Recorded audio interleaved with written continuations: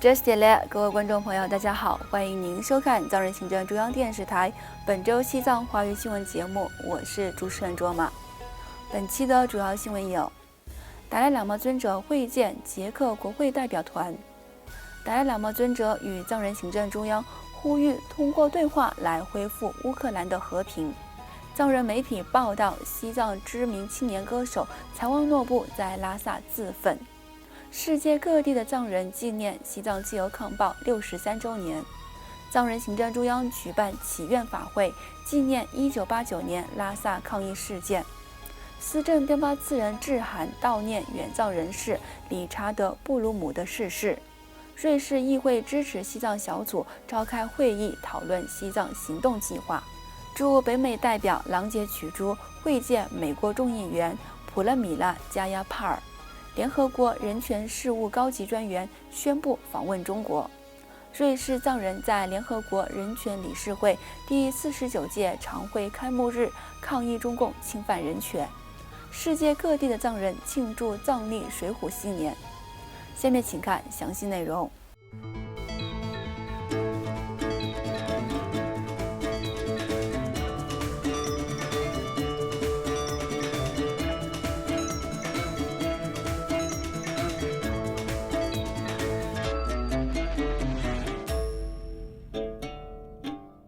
西藏精神领袖达赖喇嘛尊者于本周四3月10号特别接见了由捷克参议院副议长吉日奥帕尔泽先生率领的捷克议会代表团和印度国会代表团成员。在会晤期间，达赖喇嘛尊者向来访的捷克和印度国会议员们阐明了1959年3月10号对于西藏人民的历史意义，并简要讲述了尊者在1959年流亡印度的往事。尊者还与他们分享了他对创建一个和平与慈悲世界的看法，同时强调了培养人类一体性的重要性。当天下午，捷克代表团还会见了达兰萨拉的藏人媒体，传达了他们对西藏自由事业的支持，并强调将继续保持捷克与西藏人民的友谊。在访问达兰萨拉期间，吉日奥伯法尔泽先生在其顾问捷克驻新德里大使馆的秘书李宾官和翻译的陪同下，参观了藏人行政中央总部、文化中心、藏医历算学院，并会见了达兰萨拉非政府团体的代表。此外，西藏精神领袖达赖喇嘛尊者与藏人行政中央领导人于近日分别发表声明，对俄罗斯入侵乌克兰的行为表达关切，并呼吁世界各国为恢复东欧国家的和平而努力。达赖喇嘛尊者在声明中指出，两个国家之间的暴力冲突不可避免地影响到世界其他地区。我们需要通过将其他人视为兄弟姐妹来发展人类的一体性理念。藏人行政中央司政编发次人也在几周前在其官方推特上的推文中呼吁国际社会恢复乌克兰和平。而外交与新闻部部长诺增庄玛女士在给乌克兰支持西藏团体的信函中，对俄罗斯总统普京入侵乌克兰行为进行了谴责，并表达了西藏对乌克兰政府和人民的深远及支持。此外，综合媒体消息，在西藏和中国大陆非常受欢迎的西藏著名青年歌手采旺诺布于2月25号在西藏首都拉萨自焚抗议中国政府。据藏人媒体报道，采旺诺布在拉萨布达拉宫前自焚后去世。总部位于美国的国际深远西藏运动及人权团体仍在关注这一情况。国际深远西藏运动援引消息人士的话说，间接目击者的说法证实了采旺诺布试图在布达拉宫前自焚，而其他消息来源称，中共军警在他自焚后立即将他带离，并在随后派遣大量军警封锁了拉萨的各个街道。与此同时，在1959年3月10号，西藏3区的藏人在首都拉萨群起抗议中共入侵和占领西藏的第63个纪念日来临之际，藏人行政中央在印度北部达兰萨拉举办官方纪念活动，缅怀63年前牺牲的西藏英雄儿女。首席嘉宾捷克共和国参议院副议长吉日·奥伯法尔泽先生，特别嘉宾印度国会联邦院议员阿马伦德拉里达辛格先生和藏人行政中央领导人和流亡藏人民众出席了在本周四举行的官方纪念活动。As a result, since 2009, 司政边巴次人在声明中敦促中国政府立即结束对西藏的镇压，并开始关注藏人的真实诉求。西藏人民议会议长堪波索南丹培呼吁世界各地的人权组织、政府机构和非政府团体认真关注西藏、东突厥斯丹和内蒙古人民的政治犯的状况、人权状况和宗教自由状况，以及他们在中国的高压统治下继续遭受的压迫。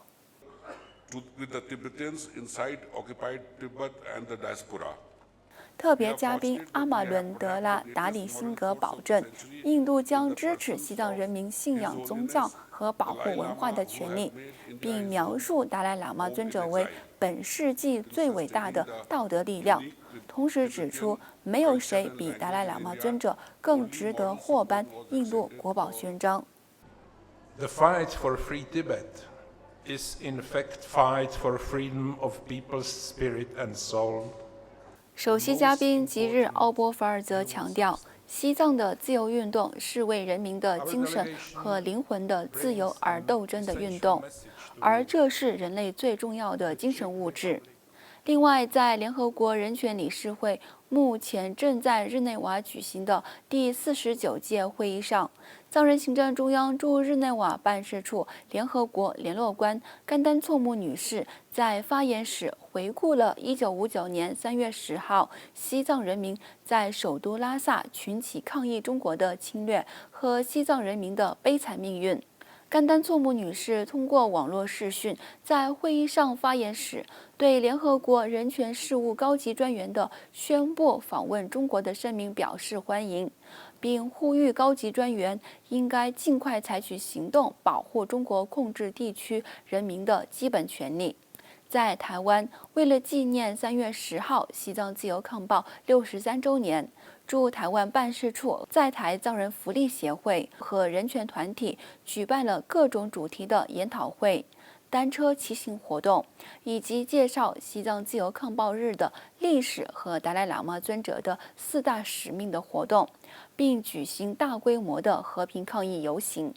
3月2号，台湾国会西藏连线的成员民进党立委洪胜汉、林静怡和时代力量的立委王婉瑜等出席了在立法院前召开的西藏自由抗暴63周年台北大游行前夕的记者会，表达对西藏自由事业的支持。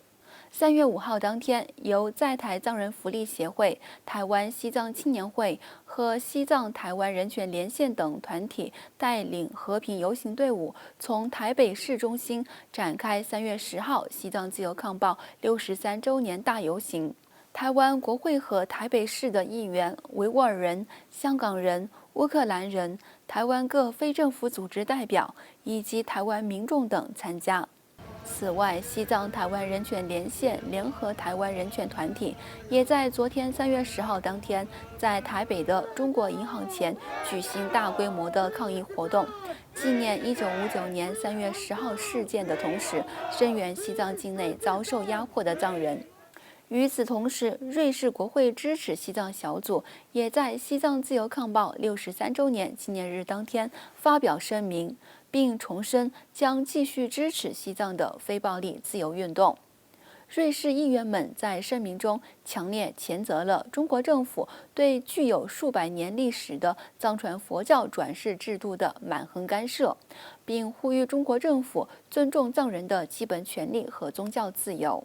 而在澳洲昆士兰藏人社区举办的纪念活动上，澳洲绿党的参事乔纳森·斯里与当地藏人和支持者们一起参加了抗议活动。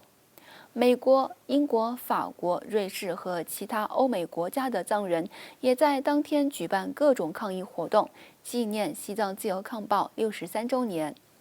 另外，位于德国的欧洲之声和欧洲各地的华人也在西藏自由抗暴日63周年前夕，也在3月7号举办了支持中间道路藏汉和睦友好2022年国际藏汉人民共同纪念3月10号西藏自由抗暴日网络纪念活动，邀请西藏人民议会议员次仁拉姆女士、中国民主运动海外联席会议主席魏金生先生、台湾驻德国代表谢志伟先生、中国民运著名理论家、北京之春民运主编胡平先生、中国89民运学生领袖王丹先生、日本拯救西藏协会会长牧野胜修先生和藏人行政中央官方中文网的总编嘉阳次仁等30多名藏汉代表、民运人士等，共同纪念了西藏自由抗暴63周年，并对达赖喇嘛尊者提倡的中间道路政策表达支持，以及就中国统治下各少数民族的人权状况、乌克兰的局势、西藏境内的藏人自焚事件等为题相续发表讲话。另外，在1989年3月西藏首都拉萨爆发大规模抗议中共事件33周年纪念日之际，藏人行政中央宗教与文化部为了缅怀在当年的抗议活动中丧生的藏人，于本周二3月8号在印度北部达兰萨拉的大乘法院中举行祈愿法会。每年的3月8号，藏人行政中央都会举行祈愿法会来纪念这一事件。另外，鉴于目前俄罗斯入侵乌克兰，使乌克兰的局势不断恶化，无数平民百姓遭受战火摧残，因此在今年的法会上，特别为乌克兰早日恢复和平与稳定而举行了祈祷。此外，在3月11号上午，藏人行政中央司政边巴次仁对澳大利亚参议员金伯利金钦的突然离世表达了深切的哀悼。司政强调，已故的参议员是全球人权和自由事业的坚定支持者。司政边巴次仁还于近日致函悼念西藏人民的挚友理查德·查尔斯·布鲁姆先生逝世，并在调研信中强调，逝者理查德先生是一位真正的人道主义者，他的一生都在保护那些无处可去和贫困的弱势群体。另外，在瑞士国会春季会议上，瑞士国会支持西藏小组在本周与驻日内瓦办事处和藏人代表就西藏境内的局势进行了讨论，并制定了声援西藏的活动计划。瑞士国会支持西藏小组联合主席尼古拉斯·瓦尔德议员主持了当天的会议。在会议期间，与会议员们听取了关于西藏当前人权状况的介绍，特别是西藏康区鲁霍县持续恶化的局势，以及中国政府对西藏的文化和宗教上的日益严重的镇压力度。此外，藏人行政中央驻北美办事处代表郎杰曲珠博士于本周二3月8号，在秘书长扎西顿珠和国际声援西藏运动政府关系总监弗朗茨·马茨纳的陪同下，拜会了美国国会众议院议员普拉米拉·加亚帕尔女士，感谢她长期以来坚定不移地支持西藏自由事业。众议员加拉帕尔女士重申了她对西藏的持续支持，并表示她渴望与西雅图和华盛顿的藏人会面。与此同时，正在举行的联合国人权理事会第49届例会上，联合国人权事务高级专员巴切莱特女士在本周二3月8号表示，已经与中国政府达成协议，决定将于今年5月访问中国，其行程包括中国高压统治下的新疆等地。藏人行政中央驻日内瓦办事处对联合国人权事务高级专员的决定表示欢迎，并强调高级专员对中国的访问对于追究责任至关重要，并呼吁高级专员访问西藏，使此次访问中国行程具有完整性。此外，鉴于近年来西藏境内的局势持续恶化，瑞士和列治敦士登藏人社区的成员为表关切，于2月28号联合国人权理事会第49届常会开幕日当天举行抗议活动。当天下午，瑞士和列治敦士登藏人协会主席伽马曲吉女士在驻日内瓦办事处宣传官员甘丹措姆女士的陪同下，向联合国人权事务高级专员办事处提交了一封申诉信。这封长达4页的申诉信详细介绍了中国正在西藏侵犯人权的行为，并敦促联合国人权事务高级专员关注西藏境内持续恶化的局势。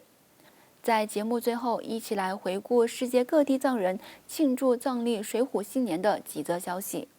西藏境内外的藏人于上周四3月3号庆祝了藏历2149年第17个绕琼水虎新年。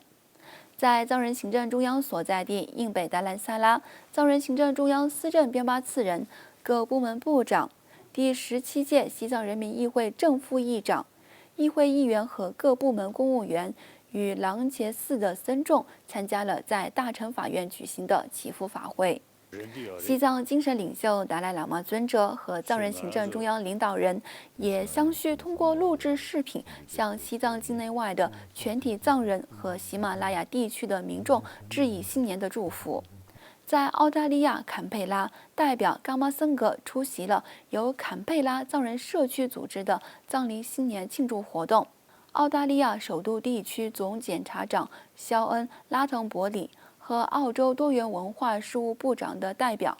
以及其他贵宾应邀出席了藏历新年庆祝活动。在尼泊尔，藏历新年庆祝活动在加德满都加瓦拉赫的藏人定居点办公室前举行。主要嘉宾加德满都国际佛教学院的院长格西阿旺佐登和美国驻尼泊尔大使兰迪贝瑞、美国驻尼大使馆副馆长麦努尔阿米勒、澳大利亚驻尼泊尔大使费利西蒂沃尔克、英国驻尼泊尔大使尼古拉波利特、瑞士驻尼大使伊丽莎白冯卡佩勒、法国大使馆副馆长、欧盟驻尼泊尔代表团代表、联合国难民署尼泊尔办事处代表、美国大使馆工作人员和尼泊尔人权联盟主席等应邀出席了庆祝活动。另外，在比利时藏人协会的组织下，邀请藏人行政中央驻布鲁塞尔办事处代表扎西平措、国际深远西藏运动驻布鲁塞尔的政策和宣传官员梅兰妮·布隆德尔和其他贵宾出席藏历水虎新年庆祝活动。与此同时，驻布鲁塞尔代表扎西平措和助理仁增根康女士于藏历新年的第2天3月4号会见了新当选的欧洲议会主席罗伯特·梅索拉女士的办公室主任乔切蒂先生及相关政要。乔切蒂先生向代表扎西平措和全体西藏人民致以新年的问候，并代表欧洲议会向西藏精神领袖达赖喇嘛尊者致以最崇高的敬意。观众朋友，以上就是本期节目的全部内容。欲了解更多有关西藏境内外的讯息，请登录屏幕下方的网址。感谢大家的收看，我们下期节目再会。